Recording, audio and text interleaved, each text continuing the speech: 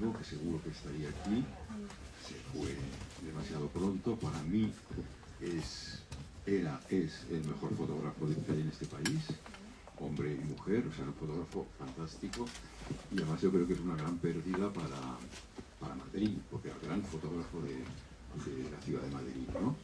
Y bueno, yo estoy convencido, bueno, seguro, que de estar en esta tierra estaría ahora con nosotros, porque siempre viene a las presentaciones y tenemos una gran amistad. Y entonces, bueno, no quería que se me pasara por alto, pues antes de empezar, he querido recordar. Pues gracias, Jordi. Bueno, buenas tardes a todos, a todas. Un placer estar aquí en la Alberti con el amigo Jordi. Y bueno, pues gracias a Galaxia Gutenberg también por publicarte, y yo encantada de haberte leído, ¿no? Y bueno, Jordi, yo lo llevo leyendo muchísimos años, es maestro, es ancestro, es viajero, y lo admiro. A Jordi lo admiro mucho, y claro, en ese género que tampoco hay tantas fuentes para seguir, pues como es, bueno, género, como llamemos, el viaje o lo que trata del viaje, y las películas y tantas cosas, pues es una voz absolutamente clave, y ha sido para mí clave. Yo te conocí, nos conocemos hace tiempo, pero bueno, tampoco demasiado, ha sido los últimos años. Nos hemos conocido más, y yo la primera vez te conocí, te invité a la Escuela Oficial de Idiomas de Barcelona, en el departamento de árabe, que yo era una alumna ahí, para que vinieras a hablar de Mil y una voces, ¿no? Ese libro que sabes que tanto me gusta y tan caleidoscópico. Y luego pues también con otros, a través de otros amigos comunes que salen en el libro, ¿no? Pepe Hernadas y Albert Padrón, hacedores y fundadores de Altair, pues en el único viaje que he hecho yo al Yemen. Llama a Jordi, y yo llamé a Jordi, y Jordi me dio teléfonos de contactos allí en el Yemen, ¿no? Luego, los últimos 3 años, pues hemos coincidido en ese mundo tan pequeño, como son casi siempre los mundos del mismo tema, ¿no? Como es el mundo que se refiere al viaje y que se refiere a Oriente, ¿no? Porque uno de los espacios que ha sido lugar, refugio, lugar común y rito, y lugar preferido para Jordi es ese Oriente, ¿no? Llamémoslo, ya lo podemos llamar después de otra manera, y podemos decir que encuadra ese Oriente. Jordi es un gran lector, y eso es muy importante, porque de hecho nosotros cuando nos encontramos hablamos de lecturas, nos intercambiamos lecturas, y Jordi además tiene una curiosidad infinita, ¿no? La curiosidad ha sido el motor del viajero desde la antigüedad, esa curiositas. Y yo he admirado también esa, y se ve en los 2 libros. Por cierto, podríamos tener también, a lo mejor, ya sé que no toca, pero sí que toca, El impulso nómada, lo digo a la librería. Podríamos tener el primer tomo de las memorias de Jordi, por favor, que así aludo, ¿no? Bueno, entonces esa curiosidad y esa mirada de Jordi pasa siempre en sus 2 tomos de memoria por una mirada política. ¿Dime? Gracias. Es que exacto, así. Y bueno, y tiene esa mirada, como decían en el Renacimiento, ¿no? de justicia poética, ¿no? De dar a cada uno su merecido, ¿no? Entonces, cuando tú vas leyendo... Yo que había conseguido adelgazar ahora... Es lugar común también a alabar, pero no es fácil, no es fácil tampoco hacerlo, ¿no? Entonces, bueno, dar a cada uno ese merecido, en el sentido de que sus comentarios, sus aproximaciones son políticas, son éticas, y a mí eso también me gusta mucho de Jordi. Luego ya voy dejando esos halagos, ¿no? Bueno, pues una persona que tiene 71 años, y lo digo porque aparece, 72, porque aparece en el libro, ¿no? una persona de esta generación, pues muchas veces aquellos que admiramos vemos que su discurso se ha quedado algo así como fosilizado, ¿no? Como es un discurso que se repite, y el tuyo es un discurso que se reactualiza, que cambia, que se transforma, que está lleno de lecturas, y que yo, en cierta manera, es algo que he admirado mucho en Juan Goytisolo y también en ti, ese cambio continuamente, que está al tanto de muchas cosas. Yo eso, para ser la generación que vos sois, es algo que admiro, ¿no? Y termino ya con la bomba, que es, yo creo que existen en este momento en Europa pocas personas que tengan, pocos viajeros, pocos, no sé cómo llamarte, escritores que tengan la experiencia que has tenido tú. Sí, y además algo sabemos de este tema, ¿no? Que hayan vivido donde tú has vivido, que hayan recorrido lo que han recorrido, lo que tú has recorrido, y que además se permitan hacer una película o dos, un libro de retratos, un libro de fotografías y además un libro de memorias y un libro de viajes. Entonces, bueno, este perfil yo creo que es importante. Y voy allá. Tenemos los dos tomos, ¿no? Los dos tomos parecen de memorias. El impulso nómada, el título lo dice, ¿no? Impulso, qué bonito, ¿no? Como el impulso de los alemanes, ¿no? Lo que inicia nómada, una persona que desde la infancia ha tenido esa necesidad de moverse y de ir de un sitio a otro, ¿no? Y ahora tenemos ese libro, Viaje a un mundo olvidado. Olvidado no porque Jordi lo tenga que recuperar, sino porque posiblemente ha estado y continúa estando dejado de la mano de, es decir, olvidado. Es un título muy bonito y un título donde entra ya la palabra viaje, ¿no? Entonces, el impulso nómada, asistimos, o sea, se complementan, pero son también diferentes, ¿no? Entonces, en el impulso nómada asistimos a tu cartografía emocional, tu educación sentimental emocional, ¿no? Y cómo, creo yo, tú acabas haciéndote viajero, o al menos tu amor por el viaje. Eso es el impulso nómada. ¿Por qué él se hace viajero? Lo tienes aquí. Bueno, yo estoy aquí soltando, pero si quieres hablar.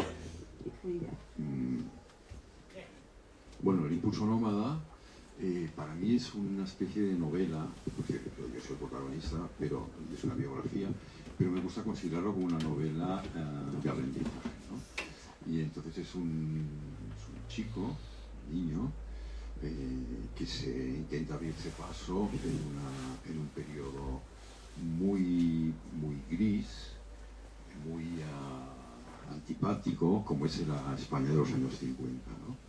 Entre una educación castradora, una religión, un nacionalcatolicismo, unos curas horrorosos, que para mí, una persona que yo siempre me han gustado mucho los animales, soñar, los insectos me fascinan, tenía ratones, criaba ratones, tenía orugas que luego se convertían en mariposas fantásticas, mantis, toda serie de bichos que ahora muchos han desaparecido, ¿no?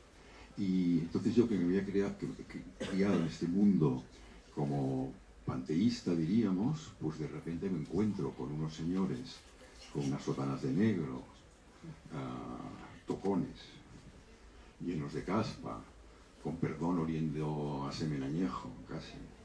Y me encuentro esta gente que inculcaba el odio, el rencor. Y dije, bueno, ¿pero qué es esto, no? Y bueno, aparte de esto, yo también en el ambiente se veía aquella grisura, aquella tristeza de los vencidos y los vencedores, que de cierto modo también eran vencidos, al menos en el mundo en el que yo me movía, en la Cataluña como burguesa, porque la mayoría habían sido republicanos y después se habían acomodado. Bueno, ahora no quiero hablar de esto porque tampoco es el tema. Hay que hablar del segundo. Pero lo que quiero decir es que eran unos años muy ingratos. Después no me gustaba, yo me sentía más a gusto entre la gente muy sencilla del pueblo donde íbamos a veranear, con viejas que contaban historias, solían contar historias de crímenes y fantasmas y así. Me sentía mucho más a gusto con esta gente que con las historias que podía contar mi abuela o las tías y esto, que eran sin ningún interés, ¿no? Y bueno, entonces yo soñaba y viajaba sin salir de la habitación. Este es el primer libro, claro, ahora estamos promocionando el segundo. y entonces, bueno, todo este descubrimiento, a todo eso se puede añadir en la floración de una sexualidad que no era la normativa en aquella época, ¿no? que lo peor que se podía hacer era maricón. Y entonces cuando uno empieza a descubrir esto, pues es terrible, porque dices, pero ¿qué pasa aquí, no? Bueno, de eso ya está el primer libro, ¿no? Entonces ahí hay la diferencia entre el primero y el segundo es que en el primero existe este impulso nómada de salir, de desaparecer, de huir. También es fruto de una época, porque coincide con la eclosión de los movimientos contraculturales, con las ganas de, bueno, con la generación beat, con el primer, yo por ejemplo, cuando la primera vez que oí los primeros acordes de Like a Rolling Stone, me quedé de Dylan, ¿no? Que tan disonantes, y pues aquella voz que canta tan bien, pero que en realidad canta tan mal. Y la gente decía, pero ¿cómo te puede gustar eso, esa voz? ¿Pero qué dice? Para mí, yo no entendía lo que decía, pero ya sabía que era algo que era muy subversivo y que iba en contra de toda la gente que no le gustaba, ¿no? Y después vino I Can Get No Satisfaction, ¿no? Mientras los Beatles cantaban Quiero cogerte la mano, los Stones de aquella época, ¿no? Cantaban No puedo tener satisfacción. Entonces era todo como un canto a la rebeldía que era la época. No digo que yo fuera rebelde, sino que todos éramos como rebeldes. Y había estas ganas de buscar, por supuesto, estaba el franquismo, los antifranquistas, pero también queríamos cambiarnos y vivir, ¿no? Y experimentar cosas nuevas. Algunos les daba por la espiritualidad, otros no tanto, y el descubrimiento de la India, por ejemplo. Después, bueno, yo acabé, esto ya está en el primero, o sea que ya está. Acabé en Egipto, de allí fui expulsado. Yo vivía al día, por eso es el impulso nómada, ¿no? Luego todo se rompió, como el cántaro de la lechera, cuando me detuvo la policía egipcia, acusado de terrorista, trotskista, atentar contra el gobierno, no sé qué, no sé cuántos, me encarcelaron, y allá se acabó este impulso, este sueño. La vida ya fue muy distinta a partir de entonces. Entonces, el segundo libro empieza con el regreso forzado a mi ciudad, Barcelona, de la que había huido, y el reflotar de Ajo Blanco, unos años allí, y después ya salgo a buscar esos sueños que había tenido de juventud. Y como son los árabes del mar y del Índico, la isla de Socotra, los fenómenos de trance y posesión, y bueno, y más cosas. No, pues eso, ¿no? O sea, en el primero vemos cómo se hace viajero esa huida, y en este segundo es muy interesante porque además de pasear, bueno, de que el viaje, o sea, de que son unas memorias que surcan a través del viaje, ¿no? Lo que vamos a ver también es algo así como cómo se construye una poética de la mirada y cómo tú te conviertes en algo así como fotógrafo y cineasta. Esto está en este libro y es interesantísimo. Incluso hay 6 o 7 fragmentos que digo, oye, aquí hay toda una teoría de cómo no solo escribir el viaje, sino cómo retratar, cómo dejar de retratar, cómo cuando vas al sultanato de Omán hay que retratar de otra manera, cómo hay que construir. Es decir, hay toda una teoría de la mirada muy interesante para aproximarse al mundo. Yo veo así el libro. Sí, bueno, en principio hay una búsqueda fotográfica, ¿no? En los oasis de Egipto, y después, aunque este libro habla más de mi búsqueda, por una serie de azares y casualidades, del animismo africano, del mal llamado animismo. Ahora hay teorías que dicen que es un término muy reduccionista y excesivamente colonial, pero empiezan a haber otras teorías que lo reivindican, porque es más fácil como para asignar una serie de creencias, de creencias en los espíritus, como puede haber desde el África negra al chamanismo en Siberia, al sintoísmo en Japón, o incluso en Islandia, donde hay letreritos que avisan a los conductores que vayan con cuidado porque hay elfos. O sea, que es como muy bonito, ¿no? Y entonces esto que decías tú es lo que yo quería hacer con el libro. Primero yo tenía miedo que la gente me dijera, pero si tú muchas de estas cosas ya las has contado. Evidentemente es un repaso de todo lo que he hecho, que ha sido expuesto anteriormente en libros, en películas y así. Pero ahí están los secretos de cómo lo he hecho, los andamios, ¿no?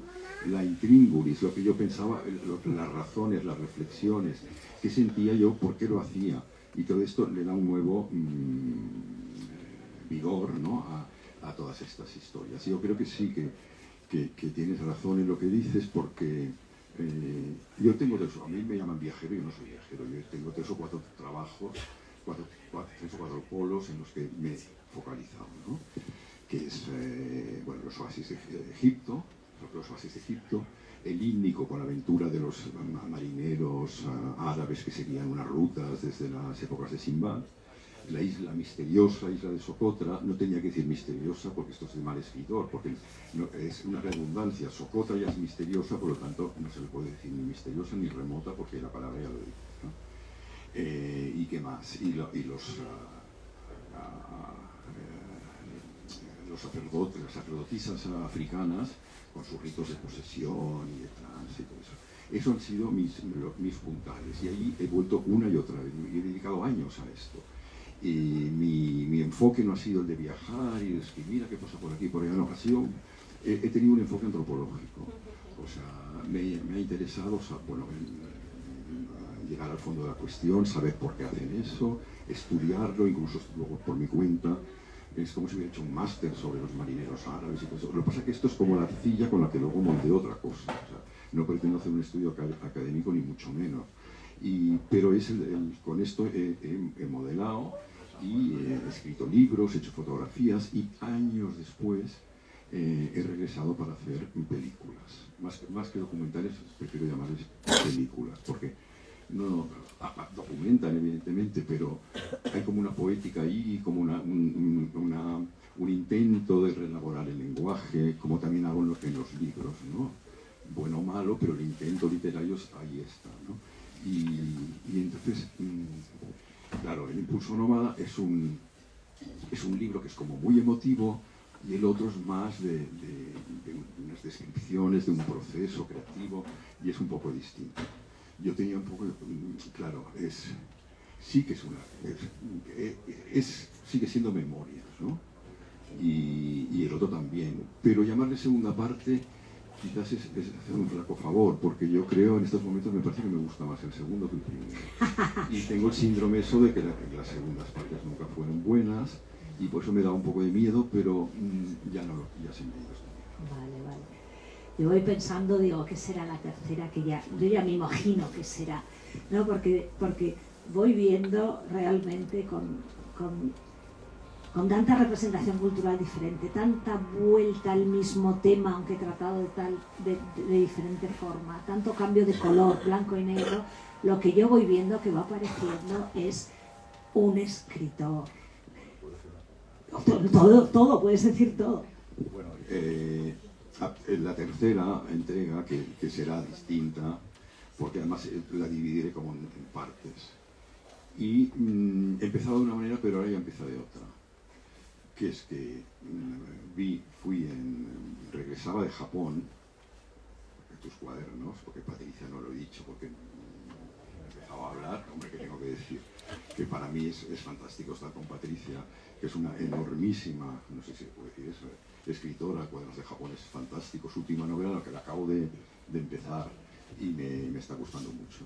Bueno, pues volviendo de uno de tus países favoritos, porque en esto coincidimos, su país favorito quizás es Irán, que para mí también es un lugar alucinante, porque es fantástico.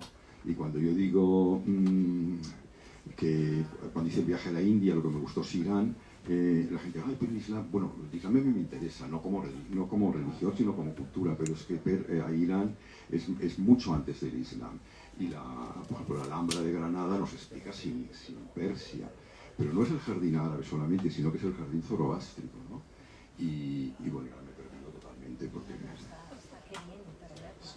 Sí, es sí, el sí, impulso, sí, es el sí. impulso, no para. Exacto. Yo a mí me gusta hacer como de... Ah, bueno, sí, sí. La tercera Calla, parte calla, estás que me hablando. acabo de encontrar. Entonces, bueno, estaba regresando de Japón y entonces, bueno, por una serie de razones que ahora no vendrían al caso, me encontré en uno de esos jumbos, ¿sabes la parte de arriba que hay como una joroba, como un avión nodriza? Y estaba yo solo, que parecía un ovni, y estaba al lado de un señor japonés muy raro que me tocó al lado. Teníamos muchísimas sillas vacías, pero estábamos así. Y entonces él me iba mirando así y tal, y horas y horas y horas, porque ese vuelo dura muchísimo. Y yo llevaba un libro, intentaba releer, que nunca he podido pasar del segundo tomo, en busca del tiempo perdido. Y esta vez dije, mira, yo lo leo en francés, porque yo soy bastante afrancesado, he tenido una educación bastante francesa, hablo bien francés, no voy a decir que no si es que sí, y entonces lo estaba leyendo, ¿no? Y es un libro que mi perra, no recuerdo si era Fura o era Yoko, que era mi Yoko y no a Yoko Ono, se comió la portada y se había comido bastantes páginas. Y entonces yo estaba ahí tranquilamente y de repente aquel hombre que no me había dicho nada, mira y me dice, así muy sarcástico, muy divertido en francés, ¿no? En un francés, era japonés, pero hablaba un francés perfecto, y me dice, veo que a los ratones de su casa les encanta Marcel Proust. Y eso lo dijo porque al mirar salía mucho la palabra Odette de Crécy, que es la cocotte, ¿no? La amante de Swann, que hace cosas tan mal y todo eso. Y entonces yo lo miré y muy así tipo Maggie Smith en The Crown, le dije, no señor, las mordeduras no se deben a los ratones, sino a mi perra Yoko, que es un nombre japonés, que es la artista japonesa del asesinado de Lennon y tal y cual. Y es la que se ha comido el libro porque también le gusta Marcel Proust, pero de una manera distinta. Pues yo creo que este será el principio. Después de esto no sé lo que vendrá, pero de momento el principio ya está ahí, ¿no? Bueno, vamos a volver a este segundo. Realmente hay una parte fundamental, como has dicho tú, que es todo las ceremonias animistas de los Komian, no sé si lo digo bien, es brutal esa parte. O sea, ahí se ve además que hay un material de trabajo que estás transcribiendo, hay una visualidad, bueno, estás allí asistiendo a todo, ¿no? Luego también hay momentos en los que tú hablas de qué es el animismo, hay algunas conversaciones con algún psicólogo, tal, importantísimo, ¿no? Entonces, esa parte es impresionante, yo creo que es, diríamos, el eje, ¿no? de esa segunda parte. ¿Qué has aprendido tú de estar años y rodando estas ceremonias? ¿Qué has podido aprender o ver? Bueno, sí.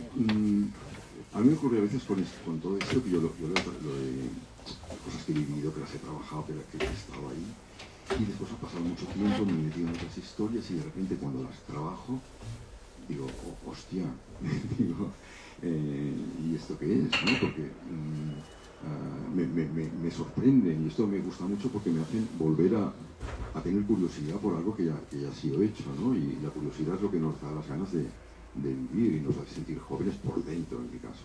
Y sí, claro que he aprendido muchas cosas. A veces no sé exactamente qué, porque son cosas que se pasan, no sé, seguro que te ha ocurrido, que aprendes cosas de gente que estás en silencio, ¿no? Por su mera presencia. Y bueno, he aprendido sobre todo un respeto por la tradición oral,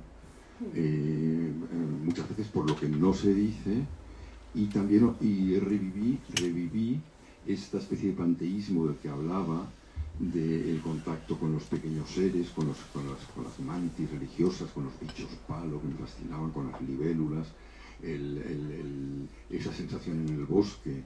El bosque es fantástico porque el bosque es la anticivilización, ¿no? Es donde pasan las cosas terribles en el bosque. Bueno, es un lugar al que no se puede ir porque pueden pasar cosas horrorosas y es fantástico. Yo cuando era pequeño me refugiaba en el bosque porque sabía que no me podían encontrar. Entonces yo les decía, un día me iré y no me veréis más, y me iba corriendo y me escondía en el bosque. Y me estaba horas y cuando volvía pensaba que todos me estaban buscando, que se habían organizado patrullas y mi padre me decía, ¿estás aquí? Oye, que la cena ya está servida. Bueno, cosas así. Y bueno, he aprendido esto, ¿no? El bosque, bueno, el poder de la palabra. Ellos creen que si se saben las palabras adecuadas, se pueden derribar árboles enormes, gigantescos, ¿no? O sea, todo esta... He aprendido pues, la poesía, que es lo que aprendí en Irán también, ¿no? De esos espacios desérticos, de esas civilizaciones orgullosas que ahora son montones de petruscos, ¿no? Yo creo que lo que me interesa a mí es la poesía, que sea verdad o no, es que me da igual, me gusta cómo suena y la oralidad, que es lo que he ido a buscar, ¿no? La memoria y sobre todo a lo que yo llamo los sabios analfabetos, es decir, los viejos de zonas muy apartadas que a lo mejor no saben escribir, no saben muchas cosas, pero tienen unos conocimientos de una cosmogonía propia, farmacopea, saben qué hierbas se pueden utilizar y tienen esta sabiduría popular y una literatura oral fascinantes, ¿no? Que a menudo son menospreciadas por la gente, por los capitalinos y tal y cual, ¿no? Pero esos mismos capitalinos, en esos entornos, si los dejaras ahí, al cabo de 4 o 5 días estarían muertos. Ellos saben qué hierbas hay que utilizar, pues cuando pica un escorpión, yo qué sé, si tienes los dolores, para comer, para subsistir, cuáles puedes comer para que te aporten agua en el desierto y en la selva lo mismo, ¿no? Sí, y es también muy interesante cómo ellos, hablo en ritos animistas, hablo también en Socotra, bueno, en Sultanato de Omán, cómo ellos, por decirlo de alguna manera, te aceptan a ti. Eso también como lectura es interesantísimo porque ahí sí que hay por ti, o sea, sí que estás actuando como un antropólogo, pero como un antropólogo, no sé, absolutamente fantástico. Justo, o sea, cómo te van aceptando, ¿no? Te van introduciendo, te van diciendo quédate, o te dicen vete, o te dicen prácticamente, como esta mujer, bueno, esta sacerdotisa, poséeme prácticamente, ¿no? Entonces, esa manera de, vale, tú te puedes quedar, es muy, muy interesante y hay un momento que alguien te dice, mantente con el corazón abierto, ¿no? Entonces, bueno, tú escribes y aquí apareces con el corazón abierto. Bueno, es que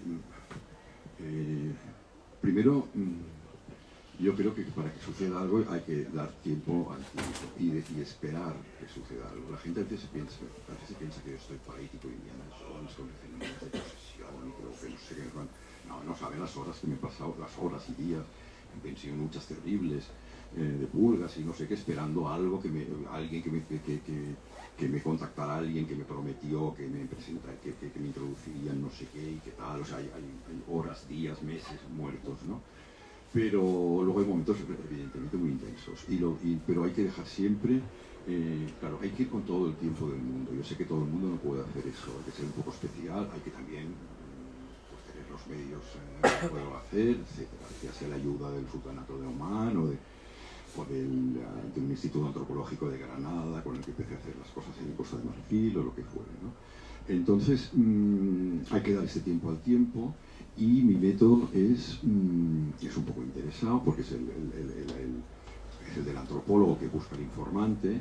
Y yo más que el informante lo que buscaba el amigo, o el amigo o la amiga, o sea, alguien de ahí que tuviéramos buenas vibraciones, como se decía antes, y que para poder hacerme amigo y entonces me fuera introduciendo en estos mundos. Claro, al principio es algo interesado, pero luego, la mayoría de las veces, acabo haciéndome amigo de verdad de esa persona, ¿no? Y gracias a eso puedo ir metiéndome poco a poco.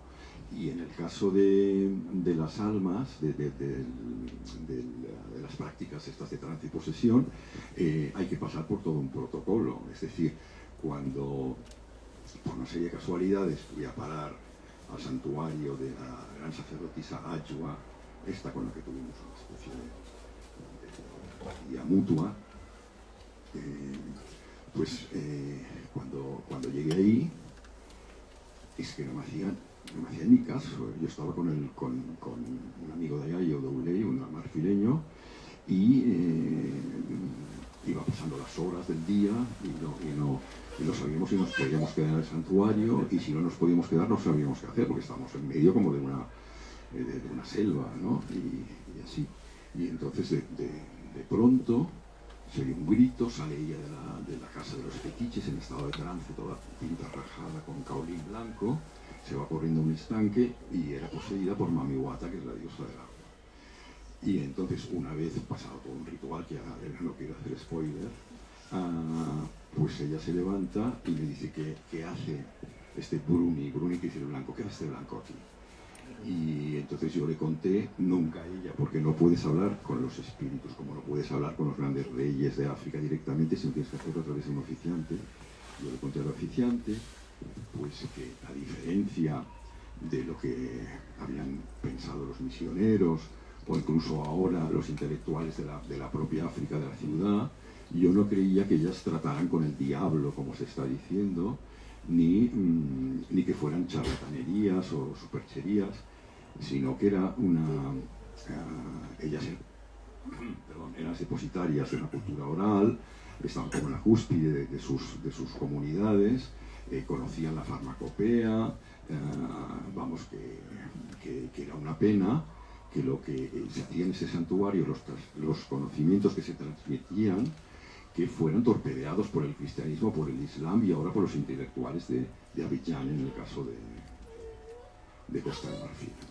Entonces ella, muy bonito, muy simbólico, porque se volvió a meter dentro del agua, como si hablara con los peces o de saber qué, y salió de repente y me dijo,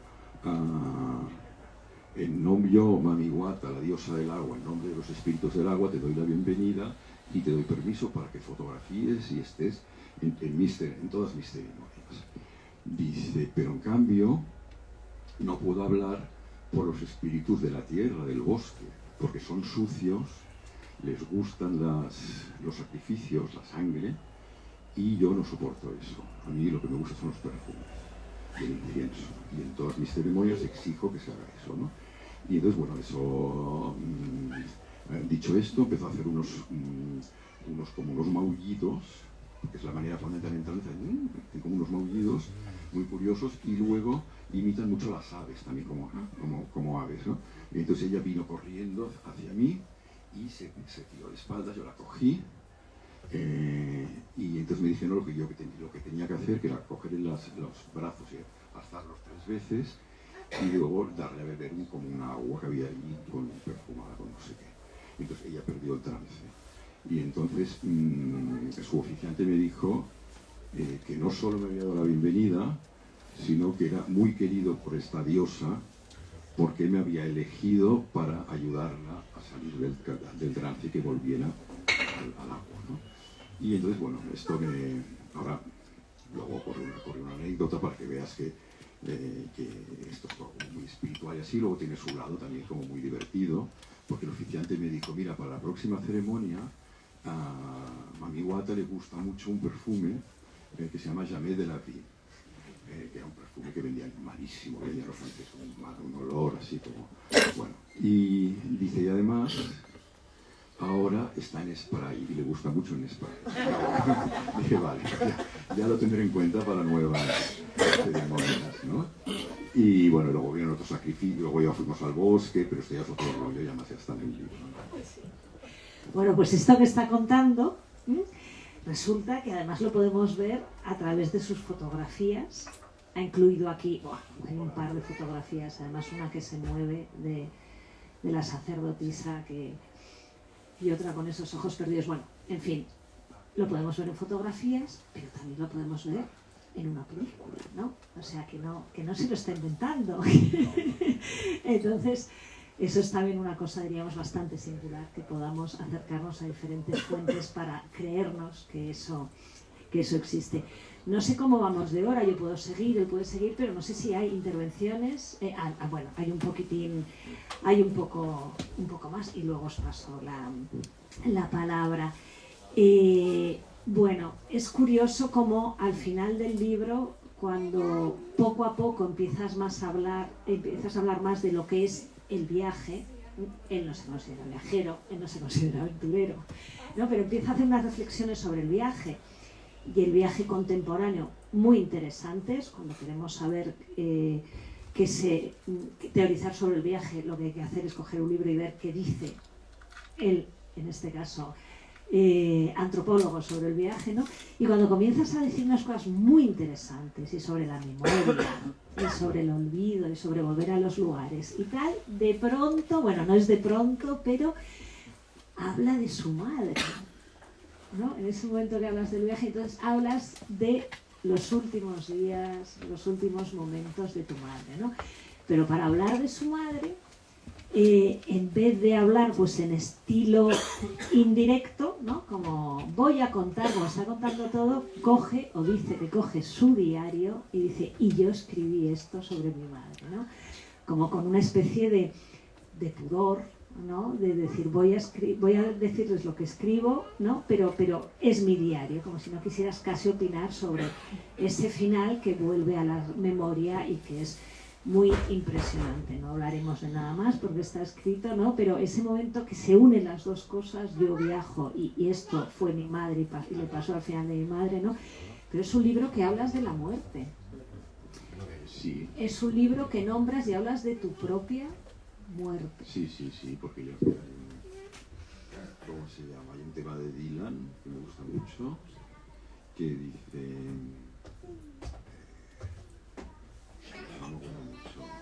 It's getting darker, se está volviendo oscuro, aún no ha llegado el momento, pero nos estamos acercando.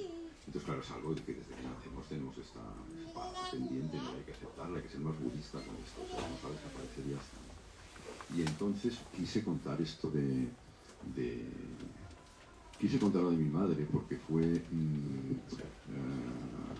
gracias a ella pude corroborar muchas de mis fantasías de niño en el impulso nómada de la casa que tenía mi abuela, que es una casa que fue requisada durante la guerra por el PUM, no sé, por los milicianos, y allí en esta casa se dice que había ocurrido cosas terribles, ¿no? Y luego cuando ya se la devolvieron, pasada la guerra y así, pues en aquella casa se oían crujidos, se oían cosas raras. Eso es lo que decían. Yo pasaba los veranos allá. Y entonces cuando yo empecé a escribir el impulso nómada, que tiraba como del ovillo, me hice una especie de autopsicoanálisis y empezaron a medida que iba escribiendo iban apareciendo cosas que yo había olvidado, ¿no? Y unos recuerdos tiraban de los otros. Y yo al final pensé, yo estoy alucinando, ¿no? Y entonces, gracias a una hermana mía que murió, que era muy fantasiosa, ella se acordaba de todas estas cosas que habíamos visto, de una niña ahorcada, bueno, unas cosas horrorosas. Y entonces me lo corroboraba mi madre también, y añadían temas, y mi madre me explicó que estuvo en el horroroso... porque se habla siempre de Guernica, ¿no? del bombardeo de los alemanes, pero en Cataluña había los bombardeos de Mussolini, que venían desde la isla de Mallorca, y mi madre estaban refugiados en este pueblo del Vallès, una comarca cercana a Barcelona, y claro, no había nada para comer, era la guerra. Ella, como era burguesa, pues le quedaban algunas cosas aún de la boda de su abuela, de su madre o algo así. Es decir, para hacerlo corto, que el dinero no tenía ningún valor porque la inflación era terrible, y entonces iban a los mercados y compraban lo poco que había a cambio pues, de una cucharita de plata de la boda de la abuela o cualquier cosa así. Y patapam, llega el bombardeo de Mussolini y mataron a casi toda la gente de aquel mercado, y mi madre vio como la mujer a la que le estaba comprando huevos o algo, pues vio como la cabeza se le iba rodando allí. Entonces, bueno, fue una cosa horrorosa, y esto no me lo contó hasta poco antes de morir, porque era así una cosa que evidentemente le había traumatizado. Mi padre había estado en la batalla del Ebro, había visto cosas horrorosas, tampoco me quería contar nada, es decir, todo eran cosas no dichas, ¿sabes? Y al final de mi madre pues empezó a desvelar algunos de estos secretos. Por eso me acordé mucho de ella, y además hay otra cosa que quizás aquí no está muy bien escrito. Yo pasé estaba en el campo con mi pareja, pero me costaba mucho dormir, estaba escribiendo, es un trabajo muy solitario, y entonces cuando murió mi madre pensé, bueno, quizás es que ha llegado el momento de de coger la cámara otra vez y filmar, porque yo lo que necesito no es estar en el campo, en mi estudio solo, a pesar de estar con mi pareja, pero claro, en el estudio me encierro, de estar solo con esa tristeza que se me está cayendo encima y tal. Lo que necesito trabajo en equipo, o sea, necesito estar con amigos, hacer un trabajo conjunto y me voy a buscar la memoria otra vez, ¿no? Y es cuando quise hacer una película sobre un jeque de Swahili, que salen los árabes del mar, y nos plantamos ahí en Pasa. Lo que ocurre es que ese hombre, que era un prodigio, como hablaba, hipnotizaba a la gente, con los ojos y las manos, así. Antes parecía como una culebra, ¿sabes? Las culebras así que van como hipnotizando a los pajaritos, ¿no? Y era un hombre fantástico. Yo pensé que la cámara lo iba a adorar y que sería podíamos hacer una película fabulosa. Pero llegamos demasiado tarde, porque aquel hombre ya era una sombra de sí mismo. Por teléfono me decía, sí, estoy muy bien, inshallah, estaré bien, estoy bien. Claro, inshallah, ojalá, si Dios quiere, no quiere decir únicamente si Dios quiere, es decir, a veces quiere decir que no. En Egipto, por ejemplo, si le dices, oye, vendrás mañana y tal, inshallah, que si yo no pienso venir ahora, si Allah me coge, me obliga, pues vale. Bueno, pues esto era con él me decía, inshallah estaré mejor. Lo que te estaba diciendo, en realidad yo lo supe y tendría que haberlo sabido, es que él no estaba en condiciones, pero que si Dios se las devolvía y le hacía un update, que se diría ahora los cursis, pues que podría hacer la película. Cuando íbamos ahí en la sombra de sí mismo, el primer día se desvaneció, se cayó, nos pensábamos que se había muerto, ¿no? Y bueno, no se pudo hacer la película, ¿no? Y entonces esto ocurrió con la muerte de mi madre y tal. Entonces como recurso literario, no sé si exactamente fue en este orden, pero ya sabéis que los escritores y los cineastas pues mentimos un poco en bien del relato. Y lo coloqué. Y ahora, ya que estamos así un poco en plan confidencial, diré que yo nunca he hecho ningún diario, jamás. Lo que pasa es que es un recurso literario que va muy bien, de repente decir, y entonces escribí mi diario, porque después puedes colocar lo que te da la gana. Y es lo que hice, ¿no? Sí, así te lo alejas también, no es mal recurso hablar de la madre. Si quieres te dejo la trampa esta, ¿no? Ahí. Sí, así también, claro, te alejas de eso. Bueno, no sé si ya es hora, ¿no? Si queréis hacer algún comentario, alguna cuestión, alguna pregunta. ¿Queréis preguntar algo a Jordi?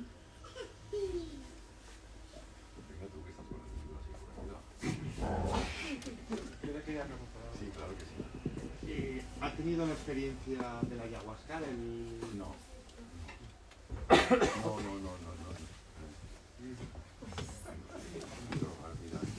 No la he tenido. No. No sé, yo he experimentado con drogas como todos los de mi generación y tal, pero tampoco he sido un drogota. Bueno, estuve fumando porros durante 40 años cada día y tal. Pero quiero decir, no ha sido... No, y además es algo que es una experiencia ya como en Sudamérica, ¿no? Entre otras culturas. A pesar de que hemos trabajado, con Jordi hemos trabajado mucho en el Chocó, en la Colombia afro, ¿no? Y por supuesto hemos hecho una película y tal, y esto lo pondría en mi próximo libro, que ya me están obligando a hacerlo casi, porque no lo sé si... Pero no he tenido experiencias con la ayahuasca, ¿no?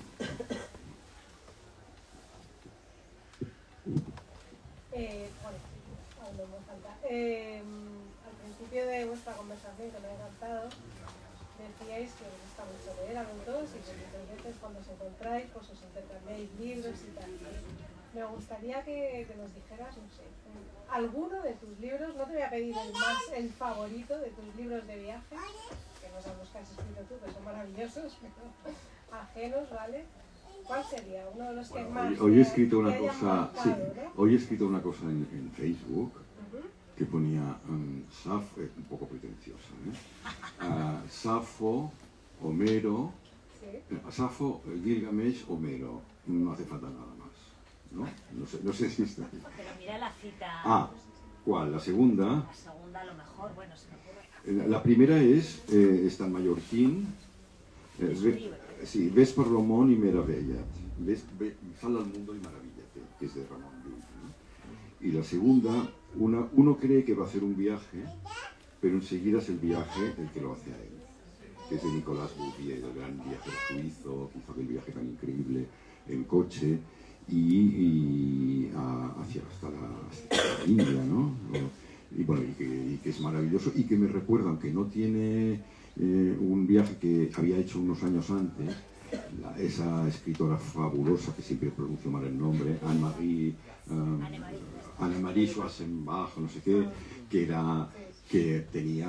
había aquel lío con los hijos de Thomas Mann, ¿os acordáis? Como unas cosas medio incestuosas y no sé qué. Y era una mujer que tenía muchos problemas mentales, que era divina, y que fue con una que era una bruja, que era... Dilo, que era una bruja, Sí, Ela Maya. Ela Maya, que era una bruja, porque no dejaba de criticar a la otra, que si era una drogadicta, y que era terrible, porque además esa mujer va por el mundo criticando todo, que si los iraníes huelen mal, que si los afganos no sé qué, y además, ¿qué país conocía? Si solo iba de cónsul en cónsul, o con el poder, con el ingeniero inglés de unas minas, que no sé qué, cuando sabía cómo funcionaba el pueblo y tal. En cambio, Anne-Marie era un ángel caído. Y tiene ese libro Muerte en Persia, que es una maravilla pura, ¿no? Y bueno, no sé por qué. Te preguntaba, ¿eh? Sí. Preguntaba por tus virtudes. Vale. Bueno, está porque me ha salido así. A mí me gustan mucho los rusos. Los rusos a mí me vuelven loco. Y no necesariamente Tolstoy y Dostoyevsky. Me gusta mucho Lermontov, me gusta Turgenev. Me encantan las muertas, me vuelve loco. Y después me gusta Babel, no sé cómo se pronuncia, creo que Babel. Me gusta Bulgakov, me gusta Platov, que nos gusta muchísimo, a los dos. Me gusta, yo soy un poco antiguo, me gusta Lawrence Stern, me gusta Thomas Hardy, Las Bronte, Virginia, claro, y bueno, y muchísimos más, ¿no? Me gusta sobre todo un poco clasicorras, y Catherine Mansfield, porque es fabulosa, porque de repente... Todo está perfecto, como una casa. O igual es que ya... Hay que meter €1, Jordi. Ahora con las chicas, si no hay... Hola. Vale, una vez abajo. Vale, pues me gusta mucho Catherine Mansfield porque describe como unos interiores que no pasa nada, pero de repente entra como una luz que se refleja, ilumina como una tetera y eso lo cambia todo, lo trastoca y provoca un malestar terrible, ¿no? Entonces encuentro increíble que se pueda hacer eso con la literatura. Y qué más, pues esta que siempre estabas pendiente del teléfono, Dorothy Parker, Flannery O'Connor, bueno, me gustan muchísimos escritores. Lo que pasa es que yo voy a oleadas, de repente empiezo a devorar libros y ahora estoy pasando una mala racha que no hay nada que me acabe de gustar. Y entonces cuando pasa esto, ¿qué hay que hacer? Pues mira, volver a Homero o no sé, o lo que sea. A Gilgamesh también. Sí. Oye, una pregunta. Sí. En tus viajes de África no has encontrado, ¿qué tal, Jordi? ¿Algún colgado como tú, entre comillas, que se ha quedado atrapado en ese tipo de rituales? Por supuesto, tú tendrías algún cierto de miedo de meterte ahí porque es un sitio que en teoría pasa otro lado, hay gente que está atrapada en esos sitios, hay muchos buscadores en África. Sí, me he encontrado gente colgada, evidentemente, pero sí que es la verdad, cuando los trabajos que he ido a hacer sobre el animismo no había un puto blanco hablando así. Aparte de nosotros, no había absolutamente ninguno, ¿no? Ni siquiera gente de la ciudad. Es más, la gente de la ciudad, la gente de Abiyán les tenía terror y no sabían lo que estaba ocurriendo detrás de las paredes de aquel santuario. Y la última vez nos tuvimos muchos problemas porque había una secta, las sectas cada vez están más fuertes, estas sectas americanas del cinturón bíblico que le llaman, o de Brasil, y les estaban diciendo a esta gente que todas estas creencias ancestrales que eran el demonio. O sea, no las negaban, decían que existen, pero es el demonio. Y ellos utilizan elementos del animismo como los sacrificios y el trance y todo, en sus ceremonias también para captar a la gente, ¿no? Y entonces, bueno, yo tuve muchos problemas con estos señores, porque nosotros teníamos todos los permisos del mundo para evitar las mordidas de la policía.